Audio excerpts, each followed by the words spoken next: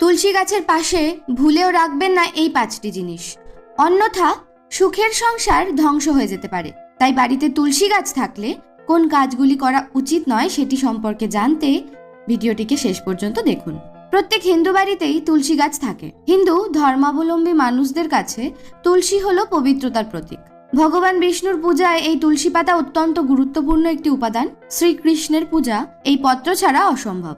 তুলসী শুধু একটি গাছ নয়, বিভিন্ন দেবদেবীদের বাসস্থান। তুলসী গাছ বাড়িতে থাকলে বাড়ির সমস্ত বাস্তুদোষ দূর হয়ে যায়। এইবার বলি তুলসী গাছ বাড়িতে থাকলে কি কি করবেন না। কিন্তু তার আগে আপনি যদি চ্যানেলে নতুন হয়ে থাকেন তবে চ্যানেলটিকে প্লিজ সাবস্ক্রাইব করুন এবং পাশে থাকা বেল আইকনটিকে অবশ্যই প্রেস করুন। বেল আইকনটি প্রেস না করলে আপনারা কিন্তু আমাদের চ্যানেলে আপলোডেড ভিডিও দেখতে পারবেন না। প্রথমত, তুলসী গাছ বা মঞ্চের পাশে আবর্জনা ফেলবেন না, কারণ তুলসী দেবী রুষ্ট হন এতে। অপরিষ্কার স্থান যে কোনো দেবদেবী